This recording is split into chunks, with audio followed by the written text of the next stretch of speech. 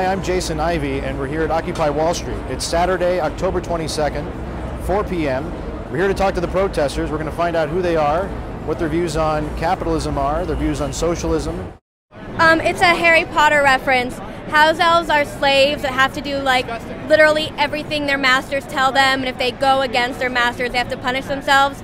And that's the relationship our government has with big corporations. So you want to get the government out of private industry, is that right? Other way around. I want to get private industry out of our government. No more of their money in our politics. The goals of the Tea Party and the Occupy Wall Street movements are really at their heart. If you cut through the rhetoric, they're really the same. So what I'm trying to send is if we can get behind the issue of the Federal Reserve is a private bank. It's the way that Wall Street controls the government. It's actually two sections. There's the private bank, which is the Federal Reserve System, and then there's the regulatory agency, which is the Federal Reserve Board of Governors. So the Board of Governors is supposed to regulate the banking system. They stack it with executives from the member banks. So they don't actually regulate themselves, they regulate the 99%. They regulate their competition. So Goldman Sachs and Chase deny Bear Stearns and Lehman Brothers bailout money. They use their political influence to put their competition out of business.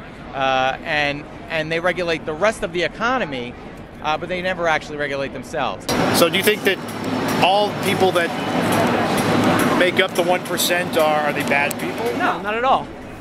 I think individually it almost doesn't matter. I think many of them are people of conscience or good people. They may even care about social justice or the environment, and given their massive amount of resources, they may even dedicate some percentage of that towards those goals. But individually it doesn't matter. Institutionally, it's monstrous and it's destroying this country and the planet. So you're not against, say, individual entrepreneurs? No, not at all. Getting rich or getting wealthy, you're against? I'm not against corporations or capitalism in the abstract. What is it you're against? What I'm against is this sort of corporate capitalism as it's currently practiced in this country. Exemplified specifically by the financial institutions and banks in this country have gotten completely out of hand. They're corrupt, they're fraudulent, they're felons. They've looted the American economy to the tune of several $1 trillion, and they should be prosecuted. What percentage of the federal budget consists of military spending? You can see it right here, 60%. It's huge. That's true. It is true. The percentage of the federal budget, it's in the 20s. It's about 23%. Well, that's because you've included the Social Security. If you take the Social Security, you put it in, take it out for Social Security. Social Security and military spending, how do they This relate? is the discretionary budget. This is our taxpayer dollars, and we're spending well over half of them on the military. That's purely discretionary spending. Right. That's the way it should be. The Social Security, we pay it in order to get it out later. It's not to pay it in because we're not paying it in to spend it on the military or anything else. So, but I think you're wanting to count that as a separate budget. Of course it is. But I don't think our federal government counts it as a separate No, because they don't want it to look as if we're spending this enormous amount on the military. They want to hide that behind the Social Security. But the Fed has played a role in stabilizing the currency over the years? No, they have played a role in intentionally destabilizing the currency. Absolutely. Why would they intentionally destabilize it? Because the top 1% of Wall Street makes money whether you're an up or down market. They don't care about market cycles. They create the market cycles. But what they do is during down cycles, they suck the wealth out of the middle class through bailouts. All year, through no matter what cycle it is, they're sucking wealth out through crony capitalism, through contracts, sweetheart deals, $500 hammers, etc. And then during down markets, they can get bailouts and subsidies and tax credits and all that. They use the Federal Reserve System to socialize loss, and then they privatize their gains, sending it offshore. For me, the mere existence of a central bank suggests that government feels that it has the right to meddle in the market, that it has the right to pick winners and losers. Yeah, and I fundamentally believe in the capitalist system, except for the idea, it stops being capitalist once my tax dollars bail out a bank. the flip side of capitalism, the only thing that makes the market work is that if you take too much risk, you might get rich, but then if you fail, you fail. I believe in property rights. I believe in freedom and free will and free markets.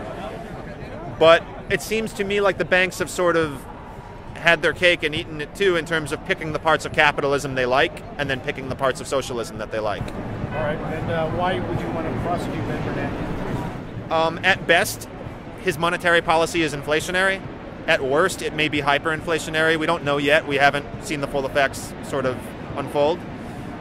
And I would argue that weakening the dollar weakens the country. Weakening the country strengthens our enemies. And to me, that's close enough to be treason. What do you hope this movement will accomplish? Either massive, from the ground up, political reform or revolution.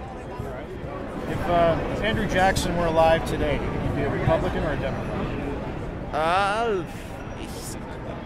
The thing is, I don't even agree with that division, Republican or Democrat. If I had to pick the 4 or 5 politicians who I most support, we have Bernie Sanders, who's an independent. We have Ron Paul, who's a libertarian.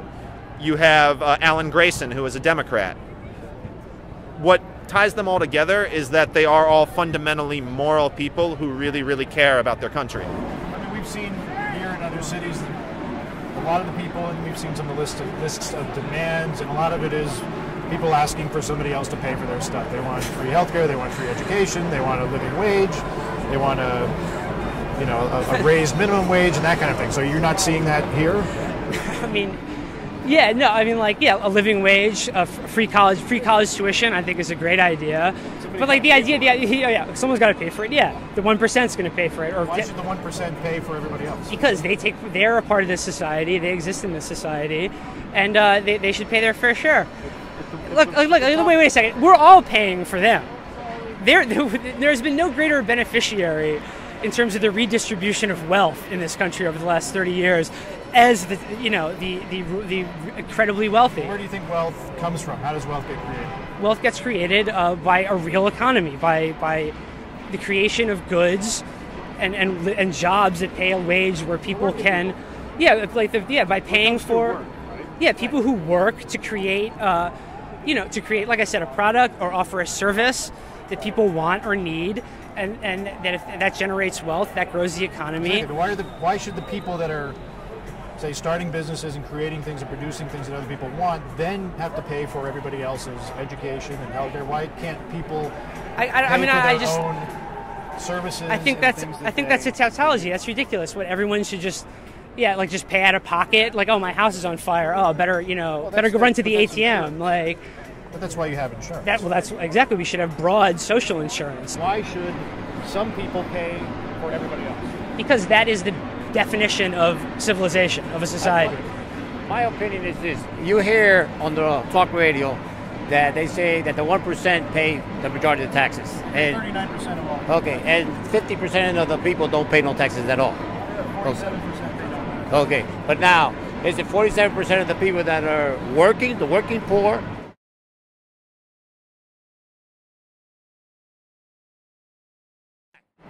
Okay?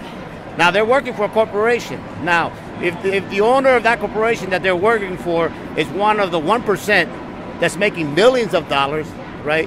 And he's complaining about, why should I pay more on taxes? Don't pay more on taxes. I'm not telling that 1% to pay more on taxes, but why don't you raise the wages of the people that are making your wealth so that they earn? What if he can't afford to stay in business by raising wages of people who work for him? Who should decide what he pays his employees? Well, I believe if at the end of the year the wealthy is making millions of dollars in profit, I believe What's wrong with that? There's nothing wrong with that as long as the people that work for him. If you can't make money without exploiting people, you shouldn't be making money doing that. Is creating a business that entails creating jobs to produce something, how is that exploiting people? It's not. Let's be specific here. In the abstract, it's not. In practice, for many people, it is. What is free energy? Free energy is basically, in a sense, it's like energy that is, I would say, like, that people can create themselves, like in ways that people can, like for example the bike, that people can bike and create their own energy. Ways that people don't have to depend on oil, on all that things that to bring their energy. Ways that people from their own house can create energy for themselves. Would that be supplemental to our current sources of energy, or would it replace our current sources? Well, I don't think we are ready to like have it fully supplement, like take over the current energy, but I feel like if people start finding about these different things that exist out there, they can start using them to at least start covering a small portion of the energy they use. So eventually, like just slowly but surely, we can have the transition to have energy that doesn't harm our planet and is eco-friendly. I really do think that the distortion of our market right now, in all kinds of ways, with the $1 trillion subsidy that we pay, you and I pay for these companies to have free energy, and then we buy their shit. Like GE? Yeah. We pay through it in our taxes, $1 trillion worth. That's a quarter of our GDP. I think that we should stop paying taxes, and these assholes who have made the screwed up economy that has gotten most of us homeless should start paying for their screw ups. That's what a real economy is. When you screw up, you go down, and then we refine our process. So how did GE get away with paying zero taxes? Why were they allowed to not pay taxes? Because they hijacked our politics. If you have politicians who depend on essentially their the level of employment of the people who are in their town being such a short-term thing, like 2 years, they're going to artificially inflate the economy like crazy, like keeping companies that are failing afloat with subsidies that are being paid by us so we don't see it. They just make it just a little hidden so that we keep buying into this failed, broken system. And it's been failed and broken since the 70s, and now it's gotten so screwed up that everybody sees it, and we start seeing the people who are at the top who've been doing it the whole time, and now we're pissed, and now we're making shit happen. Okay, so you would be against, for instance, the government telling GE you don't have to pay any taxes as long as you continue to create this green technology that we're going to subsidize and promote. You're against that. I think that just I'm pretty hardcore when it comes to how a market should be run. Any kind of subsidy or any kind of mandate by a government is highly inefficient. You just get inefficiency when you start subsidizing something. It's just like patting your back for doing something you've never done. Okay, so you're actually against subsidies and government intervention. Yep, I think that people can do it. When you refer to the free market, or the market, maybe as you said, being controlled, who do you see controlling the market? Politicians and the government and corporations. How would you like to see it? I'd like to see extreme transparency, complete public ownership of how the companies are transparently engaged. I would like it to be an actually free market where there's really strong liquidity of assets and capital, so that there's a large, very fast generation sort of gap between new companies and new industry. If I'm working for minimum wage, okay, and you're making millions off of my labor and the labor of everybody that works with me, you're exploiting us. That's right, we're dating, folks. We're dating. She's my girlfriend. Don't